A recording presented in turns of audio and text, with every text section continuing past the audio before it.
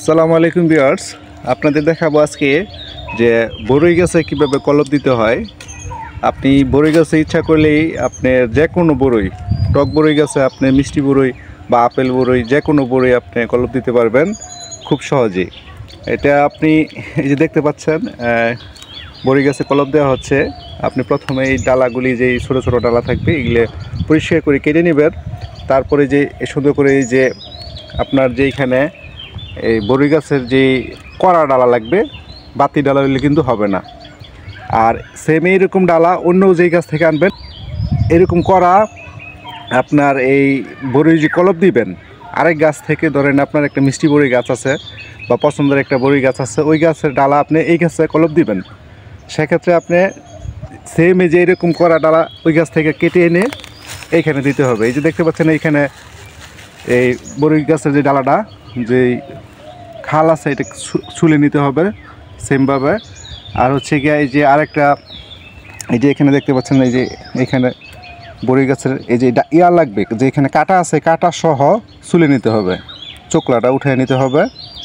বরই গাছের যে ছাল বলা হয় বা চোকলা, আবার এটার মাপ অনুযায়ী বসাতে হবে।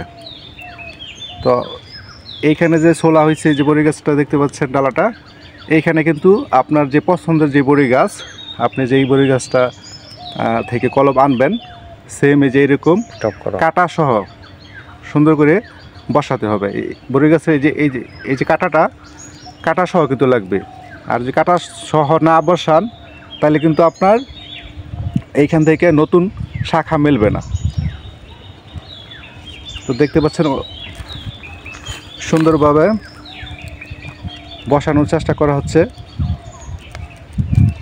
তারপর পলিথিন দিয়ে আপনার বেঁধে দিতে হবে যাতে হাওয়া না ঢুকে।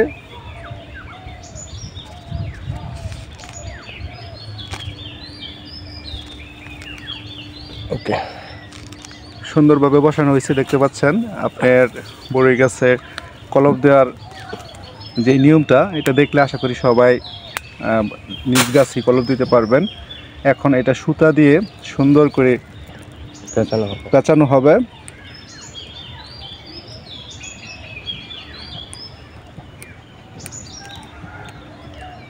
সুন্দর করে সুতা দিয়ে পেঁচানো হচ্ছে যাতে এটা বাতাসে না পড়ে যায় এবং টাইট হয়ে থাকে।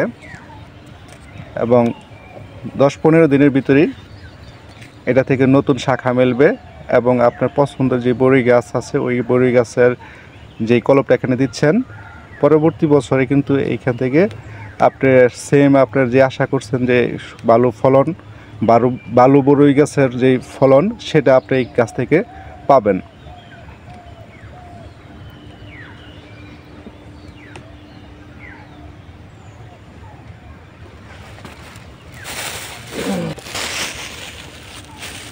এখন এটাকে পলিথিন দিয়ে সুন্দর করে বেঁধে দিতে হবে যাতে ভিতরে কোনো ধরনের বাতাস বা পানি না ঢুকে। 10-12 দিন পরে যখন আপনার এইখান থেকে শাখা মেলবে নতুন কলপ থেকে, তখন আপনার এই পলিথিনটা খুলে দিলেই চলবে।